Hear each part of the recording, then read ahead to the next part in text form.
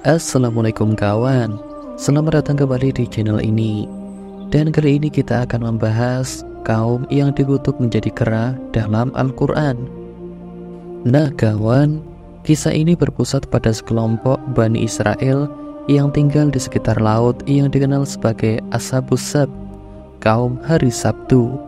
Allah Subhanahu wa Ta'ala telah menetapkan hari Sabtu sebagai hari yang khusus untuk beribadah dan beristirahat bagi mereka. Pada hari ini, mereka dilarang melakukan pekerjaan duniawi, termasuk menangkap ikan, sebagai bentuk ketaatan dan penghormatan kepada perintah Allah. Namun, seiring waktu, sebagian dari mereka mulai merasa tergoda oleh keberlimpahan ikan yang muncul di laut pada hari Sabtu. Mereka menemukan bahwa ikan-ikan tersebut muncul dalam jumlah yang banyak dan mudah ditangkap pada hari Sabtu. Tetapi pada hari-hari lain ikan-ikan tersebut tidak terlihat. Hal ini merupakan ujian dari Allah untuk menguji ketaatan mereka. Dalam menghadapi godaan ini, sebagian dari mereka mulai mencari jalan untuk mengakali perintah Allah. Mereka memasang jaring atau perangkap ikan pada hari Jumat dengan harapan ikan-ikan akan terperangkap pada hari Sabtu. Kemudian, mereka mengambil ikan-ikan tersebut pada hari Minggu. Dengan cara ini, mereka berusaha untuk tetap mendapatkan hasil tangkapan ikan tanpa secara langsung melanggar larangan bekerja pada hari Sabtu. Namun, Allah Subhanahu wa Ta'ala mengetahui niat dan tindakan mereka yang licik ini kawan. Perbuatan mereka yang mencoba mengakali hukum Allah bukanlah bentuk ketaatan, melainkan pelanggaran yang nyata.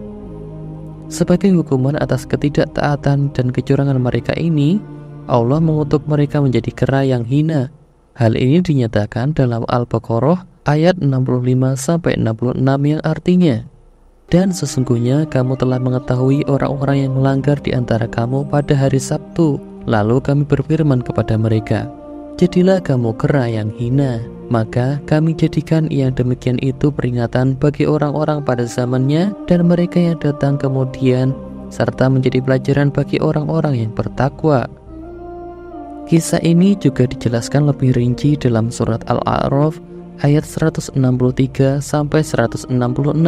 Ayat-ayat tersebut memberikan gambaran jelas tentang bagaimana ujian ini terjadi dan bagaimana kaum tersebut bereaksi terhadapnya kawan. Dan tanyakanlah kepada mereka kaum Yahudi tentang negeri yang terletak di dekat laut ketika mereka melanggar aturan pada hari Sabtu, yaitu ketika datang kepada mereka ikan-ikan pada hari Sabtu dengan terapung-apung di permukaan air. Dan pada hari-hari yang bukan Sabtu, ikan-ikan itu tidak datang kepada mereka.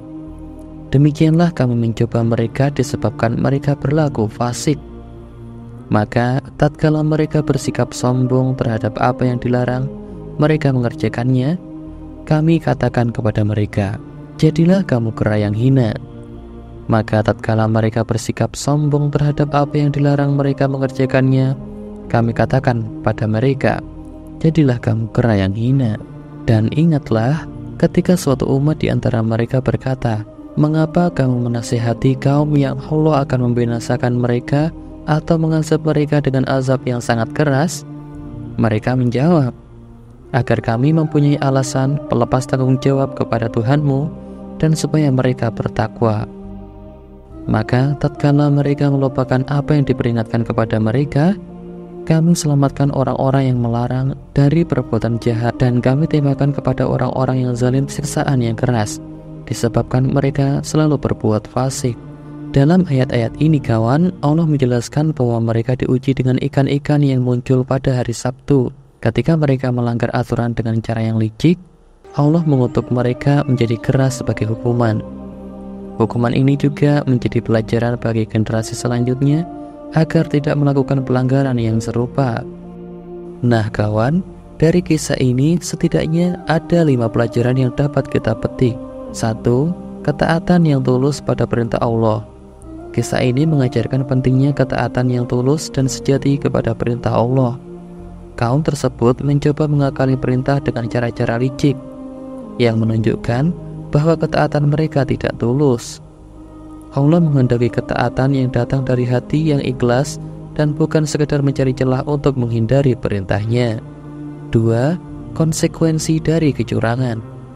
Kaum tersebut berpikir mereka dapat mengelabui Allah dengan melakukan tipu daya, tetapi Allah Maha mengetahui segala niat dan perbuatan hambanya kawan. Hukuman yang telah diberikan kepada mereka sebagai kera yang hina menunjukkan bahwa setiap kecurangan dan pelanggaran terhadap perintah Allah akan membawa konsekuensi yang berat. Ini mengingatkan kita untuk selalu jujur dan lurus dalam menjalani kehidupan sehari-hari. Dalam perjalanan hidup kita, seringkali kita menghadapi berbagai aturan dan larangan yang telah ditetapkan oleh Allah Subhanahu wa Ta'ala. Aturan-aturan ini tidak lain adalah untuk kebaikan kita sendiri dan untuk menjaga kita dari perbuatan dosa yang dapat merugikan diri kita di dunia maupun di akhirat kawan. Tapi seringkali kita mendapati diri kita mencari celah atau mengakali aturan-aturan tersebut agar terlihat seolah-olah kita tidak melanggar, padahal sejatinya kita sedang menghindari dosa. Perbuatan seperti ini adalah perbuatan yang sangat tercela kawan. Ini adalah pengingat bagi kita semua bahwa Allah Subhanahu wa Ta'ala Maha mengetahui segala niat dan perbuatan kita. Tidak ada satupun yang tersembunyi darinya. Mengakali aturan dan mencari celah untuk menghindari dosa bukanlah bentuk ketaatan, melainkan bentuk ketidakjujuran dan pelanggaran. Marilah kita renungkan kawan, bahwa setiap perbuatan kita akan dimintai pertanggungjawaban di hadapan Allah Subhanahu wa Ta'ala.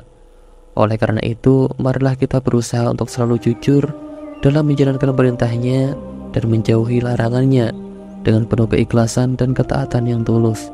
Semoga Allah Subhanahu wa Ta'ala senantiasa membimbing kita di jalan yang lurus dan menjauhkan kita dari segala bentuk tipu daya dan kecurangan. Amin ya rabbal alamin. 3. Ujian sebagai bentuk pengujian keimanan.